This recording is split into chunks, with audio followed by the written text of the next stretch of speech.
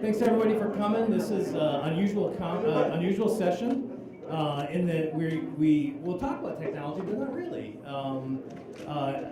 For those of you who read my post, you saw my rant, and I don't think I feel as strongly as I did when I wrote it. It was probably cathartic to get it off my chest.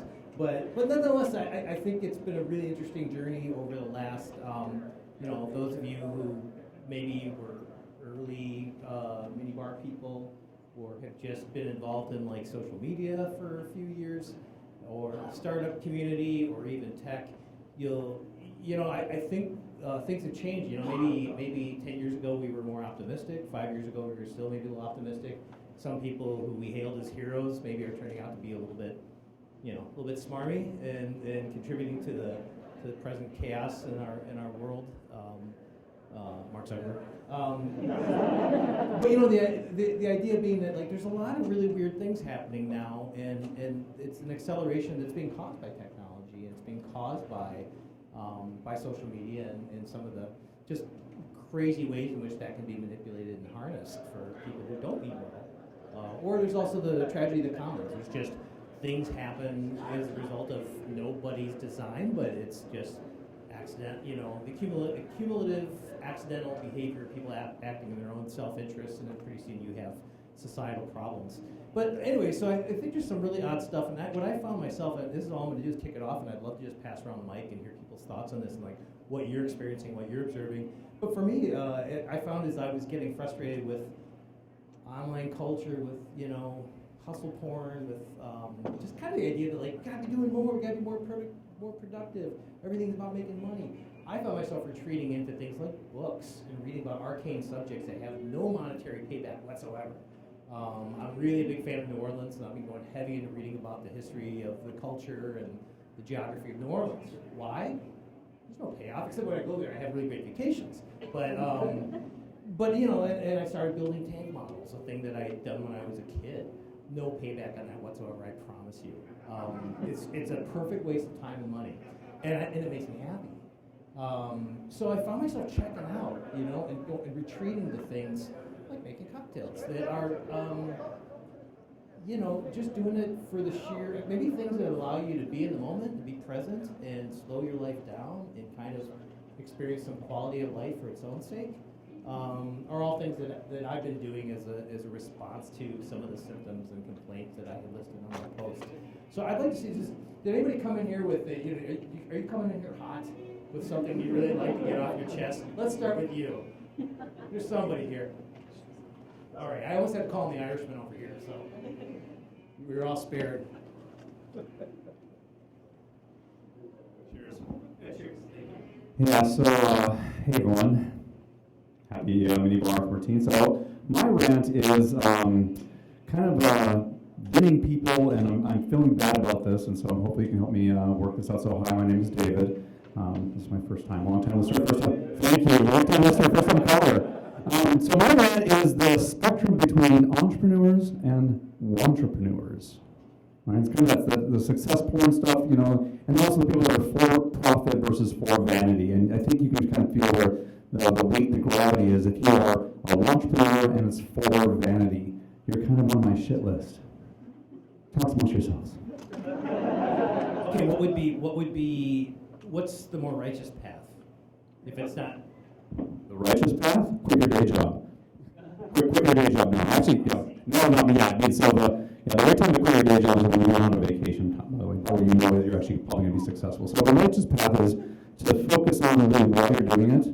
The for-profit aspect of it versus the for-pay. It's what people are in love with the idea of being an entrepreneur, right? And just kind of like, look at that success plan, and they start to feel bad about, they're not doing it right. And then also just, kind of transition from the want to the do, right? Do or do not, right? Transition from want to entrepreneur. All right, thank you.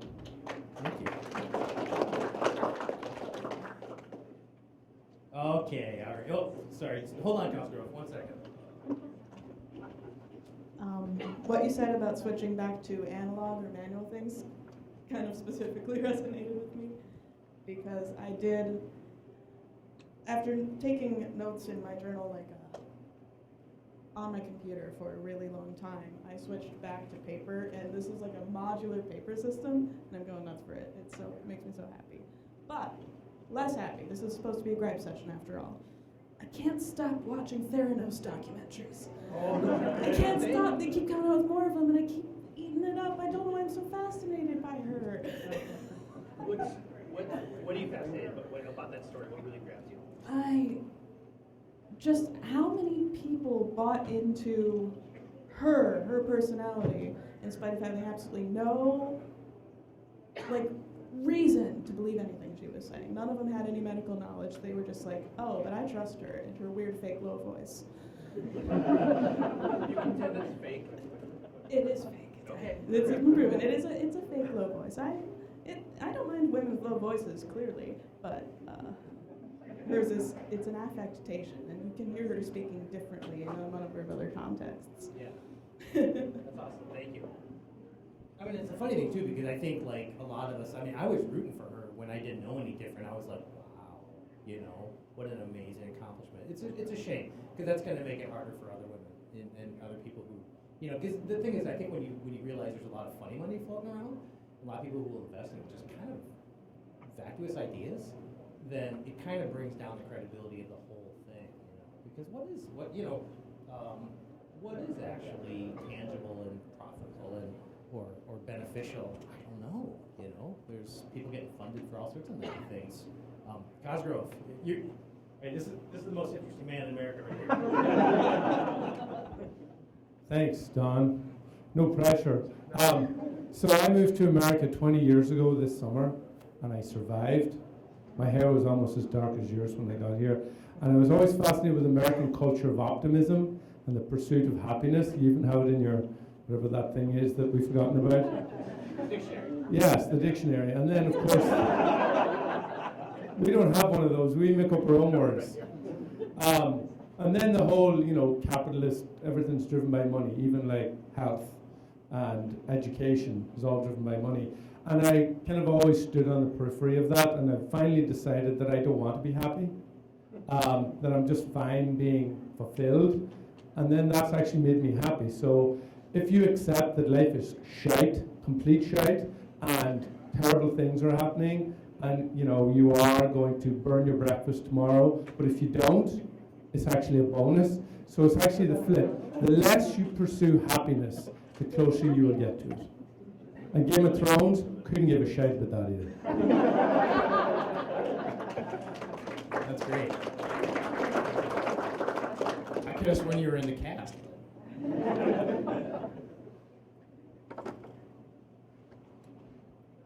This is just about the passivity of language. I think having lived in a lot of different cities on the East Coast, in New Orleans, overseas, and then in Minnesota, there's such a blessing to having someone come up to you and just say, you are wearing an ugly hat. Then you can take that into consideration. And it's kind of a disservice having a conversation where someone comes up and they're like, oh yeah, that's so nice, I really like that, that's a great hat, you should wear that all the time. And then not only are you not able to overcome an obstacle, you don't even realize it's an obstacle, and worse, you think it's a great shortcut, it's a great path. And I think that especially whether we're entrepreneurs or in the business space or in HR or in marketing, you actually may do someone a favor to delicately say, actually, yeah, that's a pretty ugly hat. You should think of other hats type of thing, using that metaphorically for anything in the world, but just to be able to speak what actually is the truth rather than masking it with someone else, it's not helping to hear that.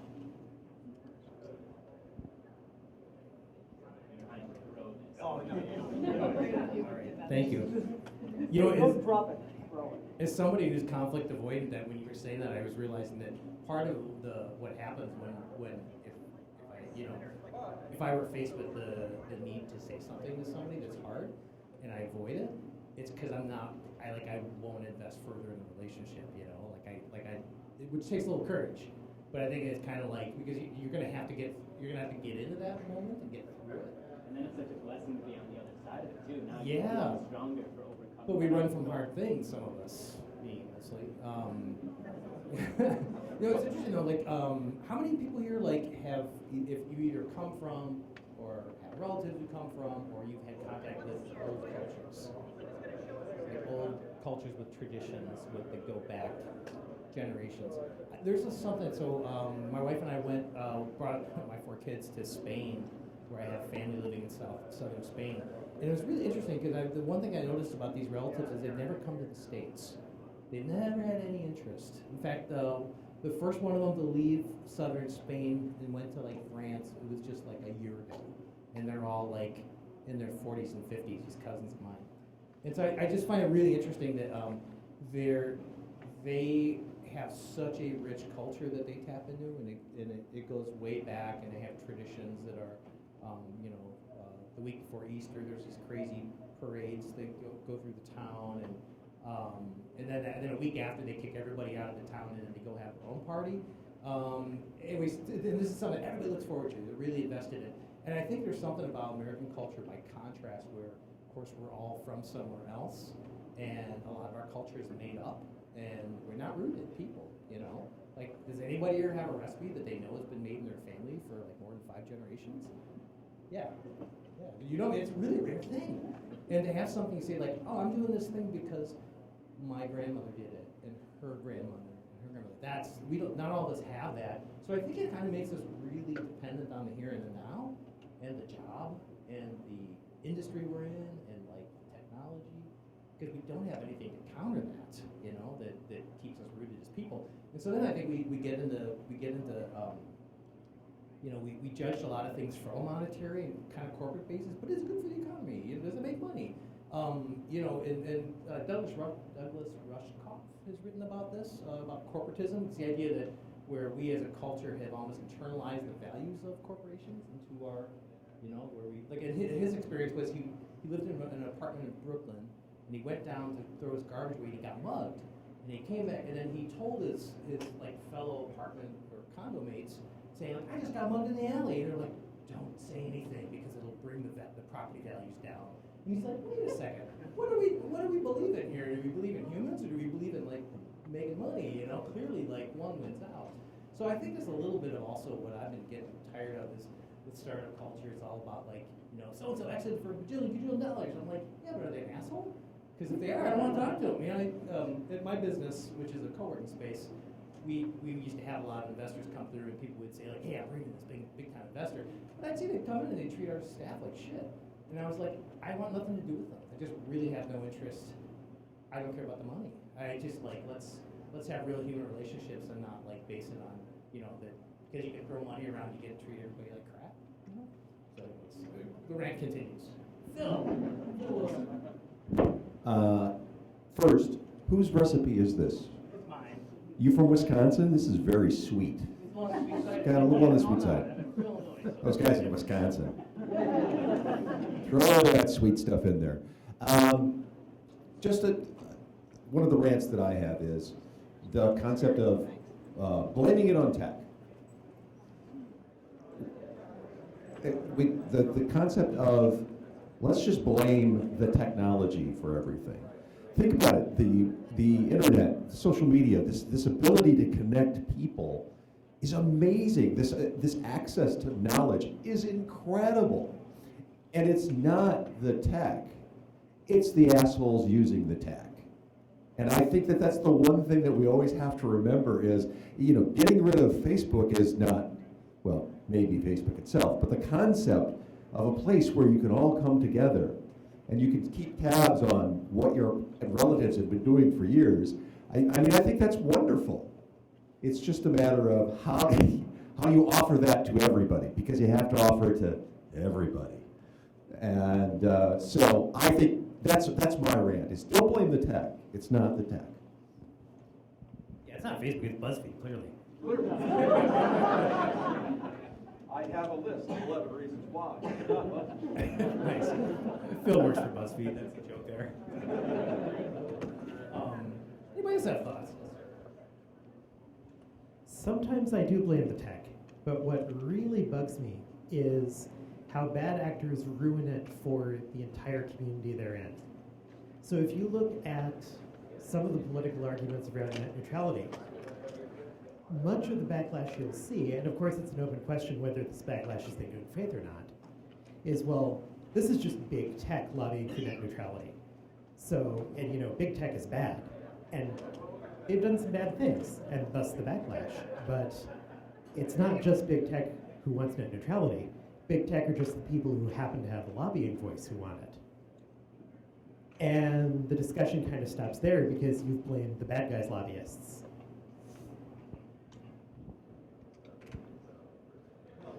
Thank you. Greetings. So, on the subject of tech being good or evil, obviously it's a certain amount of what people use it for, clearly. And what people do with it might be positive, might be negative. One of the things that I honestly am very concerned about is actually automation. I'm not a developer. I actually work in customer service. That might be a position that one day no longer exists because we've done chatbots. We've done automated responses. And it's not just my industry, it's a whole bunch of industries across the board. We obviously, coal mining is becoming increasingly out of date. We don't want it. It's dirty. What are we going to do with the coal miners? What are we going to do with people who do this and that? Where's the training going to come into play? And automation makes things so much better in so many different ways. Removes so much of the risk that we used to have in so many dangerous areas. But what about the people that used to do those jobs? What about the people that still do those jobs? You know, are we going to decrease those people? Are we going to train them to new things? What's next? I know John Albert did a special actually on this, and I mean one of the main things that he brought up was really just so many of the jobs that we have right now won't be available in 20 years' time, or there'll be new jobs, and we just got to figure out what those jobs are. Are they going to be extremely niche? Are they going to be extremely oriented to different individuals? And where will tech be in that position? Where will tech be in supporting, you know, these different very niche professions, or these wider professions that allow humans to hopefully have more free time, be more creative, build more tank models, and just exactly, you know, pursue that better life, hopefully. But if we're running maybe a corporate structure behind that, that may not be the end goal. Yeah. So. Thank you. It's interesting that promise of more productivity gives us more free time has never worked out. Isn't that weird? I'm like, what would it take for that to actually happen? You know, where we would, you know, because I think in like in the 50s and stuff, like the promise of technology was like, oh, you can, you know, have more free time, and you know, and that's why we like went to like food products that were all pre-prepared, you know. But yeah, I wonder what it would take for that to actually happen, because I feel like with more productivity, it just becomes a harder game for a lot of us to stay relevant and to have you know, employment that can't be boxed out by the bots. It will plateau when the shareholders have decided they're satisfied, and it can stay right where it's at. So they're satisfied. Yeah. Yeah, exactly. Who else got thoughts? Oh, Peter Berry. I am just fed up with the fact that technology has not met all of my needs yet. Don't get me wrong, it's cool, it's doing good things, but god damn it, there are still some things to be done, and I'm pretty sure they aren't going to make you money. But if you make it, I'll use it. And so I challenge any entrepreneur, anybody that says, you know, I like that side gig mentality, I want to go do something else, I want to add a little extra. What about doing something that doesn't make money, but maybe just somehow makes the world a little bit better? I have a passion for digital identity because it sucks across the board. I have a Google account, a Yahoo account, an Amazon account, a Target account, all these different things. I'm shopping for a backpack and I see ads for that backpack well past the time that I bought the backpack. The system that knows me best provides me the best experience, but because there's so many goddamn different systems, none of them really give me the great experience that I want in my digital identity. So why isn't anybody fixing that? Because it's not going to make anyone money. No one's figured out how to make money off it. But if people were to just start thinking about, gosh, maybe I do it not because it makes me money, but because it would help me. I know that there's challenges to it as well, though. So several years ago, I was taking my kids every Christmas season to drive around and see Christmas lights, because that's fun, and if you don't do it, you should do it. Go see Christmas lights with children. Maybe not your own, maybe other people's children. Still some children. It's fun. Yeah, get the permission. Phil's right. I didn't tell you to do that. So we drive around and look for Christmas lights, and finding out where the Christmas lights were was a challenge. So I said, you know what, I want to build a website where you can see where all the Christmas lights are. So I found a couple engineer friends, and they helped me make my dream of this site where you could go and find Christmas lights. And it worked for 2 years. And then those guys got bored having to manage that site and fix it and do all the bug fixes and update it and make new stuff, and it wasn't making any money because it was really just for fun. And sure, there might have been some sort of money play, but I had a full-time job and I didn't really want to put all that I could into it. So I know that it's challenging. I know that you can go down that path and it can end to, gosh, it didn't work out, but why not try? Who's going to try? Can anybody think of a business or really a project that had a bigger impact but really wasn't a money-making project that had a bigger impact than Wikipedia? Like that's just, you can't even imagine. I mean, I can't anyways, because I look everything up. I grew up in a house where we had the physical, the Funk and Wagnalls encyclopedia or whatever that we bought at the Piggly Wiggly. And, oh yeah, that's right. Yeah, encyclopedia is another word we have here in America, Cosgrove. I'm looking it up. Nice. But my dad would always be like, "Oh, look it up. I had a question on anything," And now it's like that habit is there and it's rewarded handsomely. Like I go down rabbit holes all the time about arcane subjects. So, anyways, is there anything better than that? That was a winner. How about Linux? What was a winner? Linux, yeah. Yeah, what's the guy's name again? Yeah. My father-in-law at the time worked for IBM, selling servers, and it was a while. They were laughing at that guy for a while, and then all of a sudden they're like, "Oh crap, there goes our entire server business." Due to that. What have you been doing lately, sir? So I was going to share a quick story that I thought would resonate with this topic.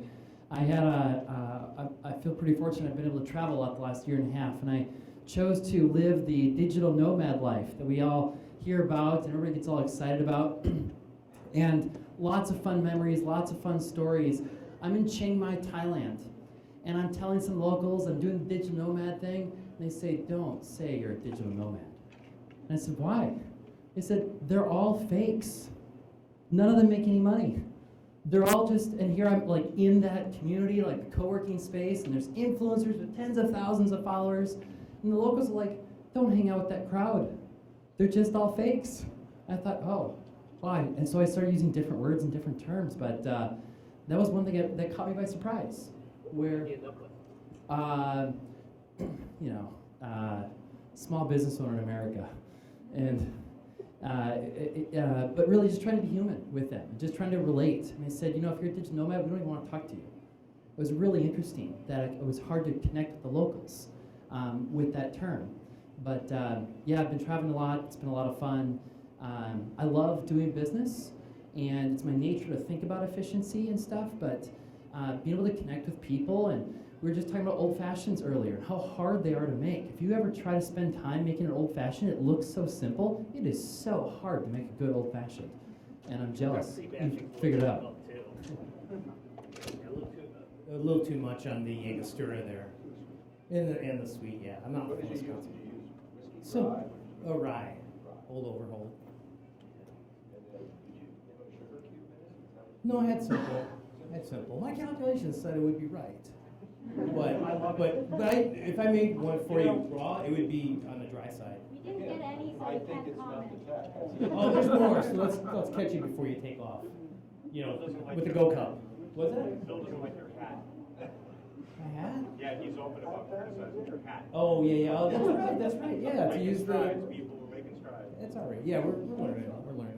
I love you, Don. I love you, man. Yeah, Mr. Becerra. So kind of on the travel theme and also like the old culture thing, I also had an opportunity to live overseas, and I have family from South America.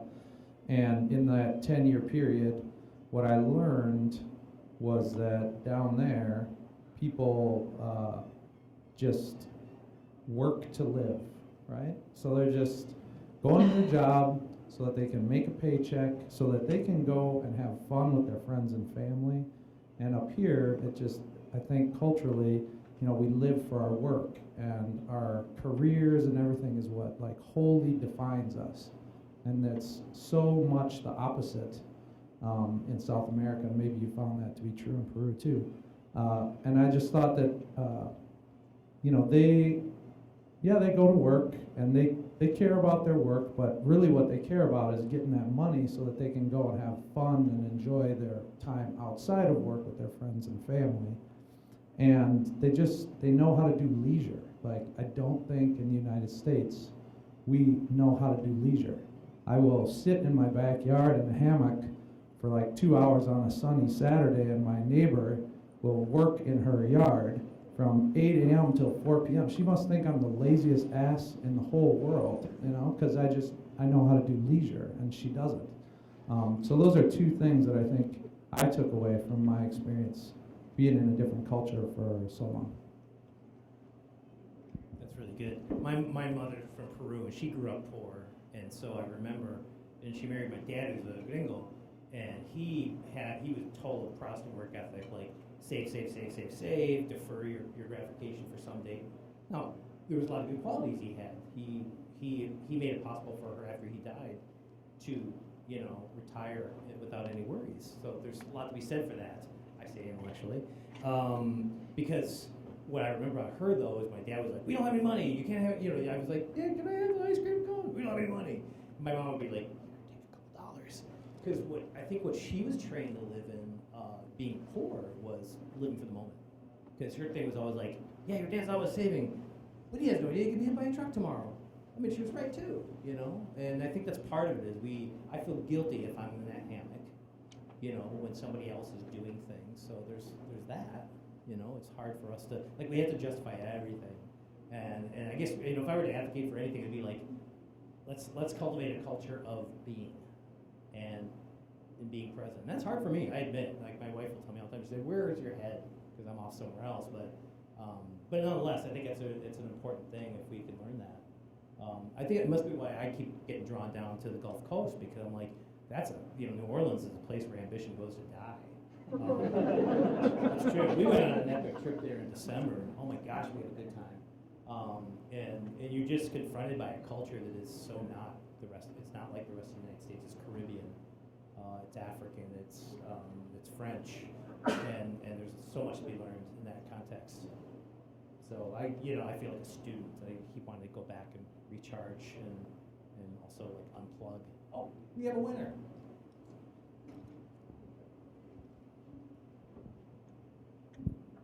All right, my name is Mark, and one of the things that when I was looking at your description that resonated with me is that sort of the tension that I'm sure we all feel about the having to constantly drive towards success and achieving these milestones in your life. I know there are probably a number of you in this room, a few, that have seen the movie The Big Lebowski, okay? And that movie resonated with me on a lot of levels, but I didn't really understand some of the philosophy behind it. There's actually it's called the Church of the Latter-day Dude, and it's dudism, you know, and it basically is taking a lot of the philosophies and the attitudes of the dude and applying them to, you know, just your normal life. I mean, if you look at, you know, this is an individual that is not necessarily, you know, even the thing that's the driving thread of the whole movie is his rug. You know, eventually that's just not even, you know, at the end it doesn't really even matter, you know, to the journey. And so being able to look at that from a philosophy standpoint, I think has really helped me deal with that conflict with okay, yeah, I don't necessarily buy into this accepted view of what makes you successful. You know, and there will be people that will look at me and they will say, you know, look, if you don't achieve this by such and such, if you're not doing this at this point in your life, you know, you're not successful. You know, you're lazy. You're a failure. And you know, and essentially it comes back to I've come to realize that all I need to say is, well, you know, that's just like your opinion, man. Do divide. Exactly. Do divide. That's fantastic. That's so good. So, I mean, one of the things that I've been hearing here that's kind of a common theme is that we all like to label people. I mean, your neighbor that's doing the work thinks you're a lazy asshole. People call me an MSP. No, I know, but we have a tendency as a society to label people, and when we do that, we also have a tendency to not talk to certain labels that we've labeled people. So, like a lot of people, when they meet me for the first time, they call me an MSP. Anybody know what an MSP is? Male, stale, and pale. Because I'm an old guy with white hair, and they think, well, you can't think anymore. And then I start working with young entrepreneurial companies, and they go, well, you're not male, pale, and stale. You're a millennial in a gray-haired body. So I get this new label. But the point is that I think a lot of times one of my biggest rants is that once we put labels on people, because if I'm not a geek or if I'm not technology inclined or if I don't have this, then you don't fit into my category, and so I don't have a tendency to talk to you. So I just think that it's really important that as a society, as people, it doesn't make any difference how old you are, how young you are, how white you are, how black you are, how green you are, whatever. We as a society just have to all realize that don't put labels on people and talk to everybody, because conversation and being authentic is probably the most important thing we can be. Thank you.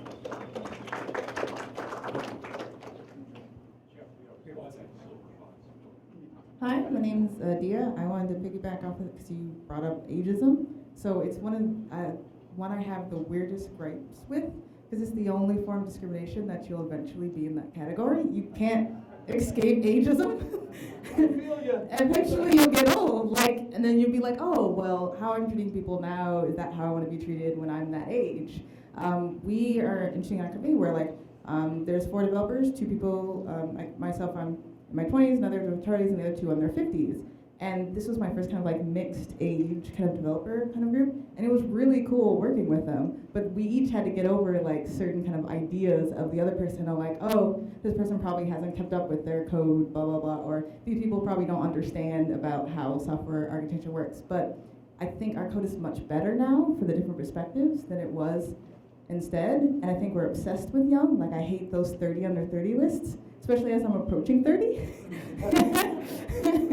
And so I hope that we see more people who are a lot older in these kind of tech spotlights, because then it thinks I can keep a career in tech when I'm much older, because I don't see a lot of people in their 50s and 60s at these conferences speaking and still doing engineering. They're like, well, I moved into management, or I didn't keep et cetera, because they got pushed out. So yeah.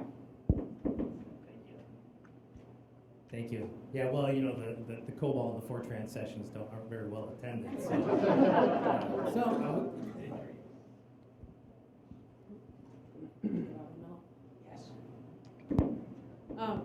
I wanted to talk about what you were talking about, and this idea of being so disconnected from people and all the technology. And so nerding out, I read this really great book called Lost Connections, and it was about making intentional connections with people. And I went through a time where I was not working, between contracts, and it was really hard because everybody else is around so busy, and it was very hard for me to realize, but I needed to take responsibility for me reaching out to other people and making those connections, and keeping on trying even when they're saying, when they don't respond, that them not responding is not about me, and it's probably about them and their life. And since I started doing that, my life got a whole lot richer, and I don't need the social media so much because I got the real social in my life. Well, That's great. Yeah, I will occasionally be asked to go speak to student groups at the U, and I'm always laughing because I can see the professors like getting desperate, like we need someone to come in here who represents the real world. But I jump at the opportunity because there's nothing for me to gain by it personally. But I get so, I mean, just talking to students really excites me, and I almost regret that I don't have the credentials to go teach, you know, at university because the standards keep going up as the pay drops. But I love it so much, so I'll be like, okay, I'll just forever be that guest speaker who comes in and talks for a while. But there's something about that. You were talking about ageism. I mean, there is just something undeniable about people who haven't been, whose the edges of their diamond hasn't been, you know, sanded off yet. You know, and that was so we were talking about that in the hallway. It was like, and that's a little thing that like I find myself trying to restore that of saying like, okay, I want to get the angles back and not be so well polished for consumption by the, you know, the economy, business world, all that kind of stuff. I kind of want to have some weird, you know, janky things that don't make any sense and that like, but they're neat, you know. Yeah. See, this is the beauty. So you had a happiness session last hour, and one of the because you know it's really hard to have all the conversations you want. But there's a thing of the U curve of happiness that really interests me because I'm 52, and so I'm heading towards what's supposed to be the upward slope of that. And the 40s suck usually, you know. But part of it is I think there's a if I understand the theory correctly. We're living the dream down here. Oh yeah, okay. All right. The art people will be with you shortly. I think there's a grace that comes as you age, and it's a grace that comes through impatience. Like you don't have it in you to pretend anymore. Like I'm sorry, but like if I have to go out, like if my business fails and I have to go out and find a job, I'm doomed. Because I can't even get myself to like want to play nice and to pretend that I fit into the boxes. So I don't know what I'm gonna do. You know, I just pray it works because it's like fitting into that. It's gonna be really tough. And so how do you know? Because I'm really interested now in restoring all the weirdness and embracing the weirdness and the idiosyncrasy and the odd topics that interest me, that interest two other people on Earth.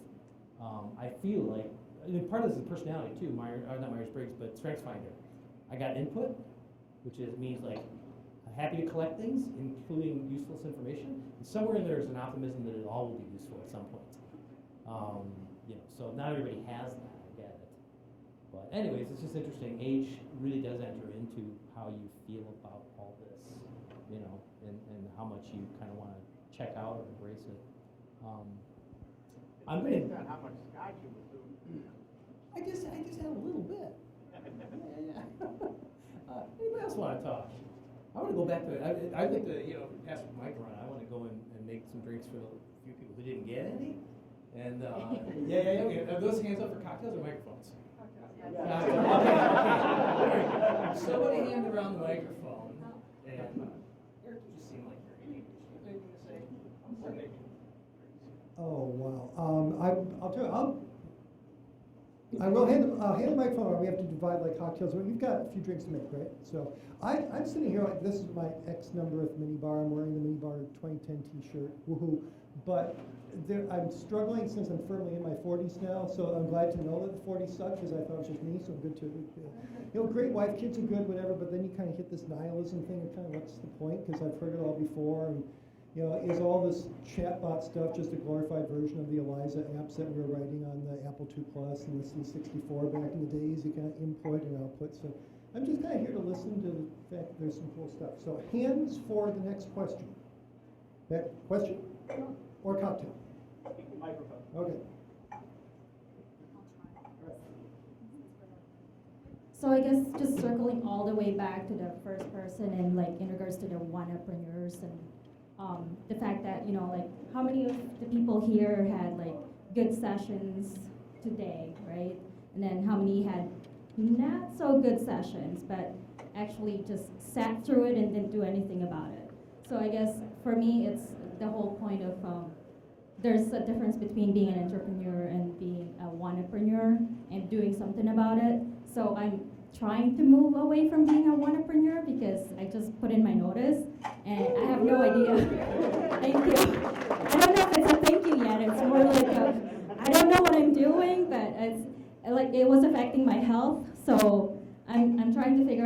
next for me, but I want to do, I'm tired of being on the sidelines and the one that's just scrolling through LinkedIn and seeing people like posting and being successful. It's like, I can do that, what am I doing, you know? So I'm asking everyone, like, you went to Minibar, what are you actually gonna do about all these things you learned today? So that's about it.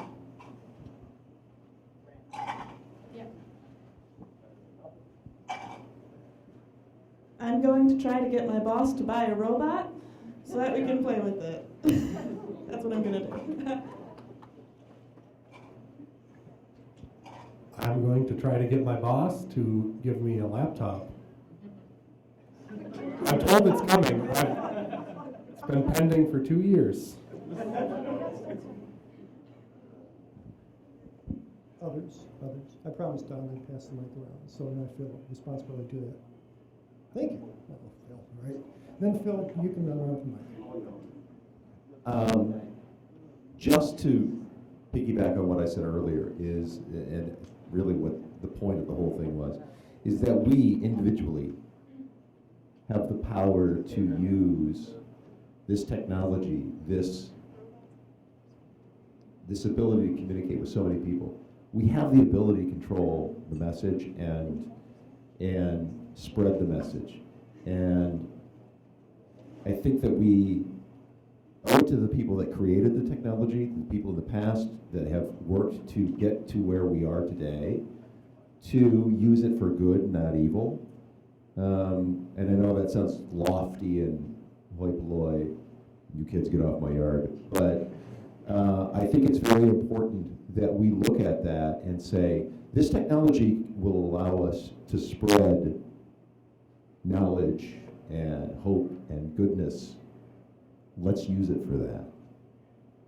That's really all we can do, because you can complain about the other guys, you can complain about the message that's being sent, but ultimately the only thing you can do is to epitomize what you believe is right. And you should do that, unless it's wrong. I'm just trying to give Don more time here to get those drinks made because I want another one. But what happened to Cosgrove? Did he leave? Yeah. That's too bad, because I wanted to talk about my experience when I first met John Cosgrove back a few years at Cocoa. He and another Irish guy were standing around one day at Cocoa, and I saw the bunch of Irish people that were part of kind of the club here in the Twin Cities that hang out at the local and at Brits and other such places, the whole British Isles group. And so John and one of the other Irishmen were standing there having a cocktail at one of our Cocoa refreshment afternoons. And pretty soon another Irish guy came up to John and to Stuart and came up and said, "High five, 2 weeks, 2 weeks." And about 5 minutes later, another one of the British Isles guys came up to John and Stuart and went, "High five, 2 weeks, 2 weeks." And after about 10 minutes, this happened about 6 times, and I'm going, wow, what are all this 2 weeks, high fives all about? And so I walked over to Cosgrove and I went, "John, what's all this about with 2 weeks, all these high fives?" And he says, "Well, Stuart and I found this 1,000-piece puzzle in the game room at Cocoa, and we got it put together in 2 weeks. And I said, "That's no big deal." And he said, "Yeah, it is. On the side it said 4 to 6 years.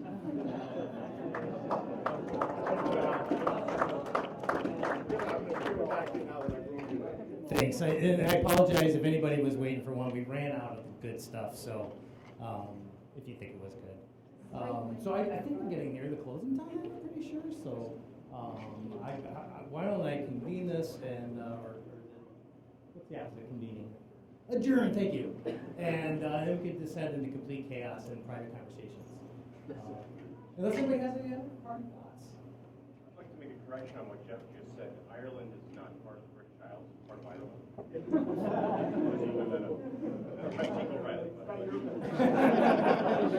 This is my good friend Teek, who agreed to come and DJ. Yeah. All right. Thanks everybody for coming and participating in a crazy conversation. See you next year.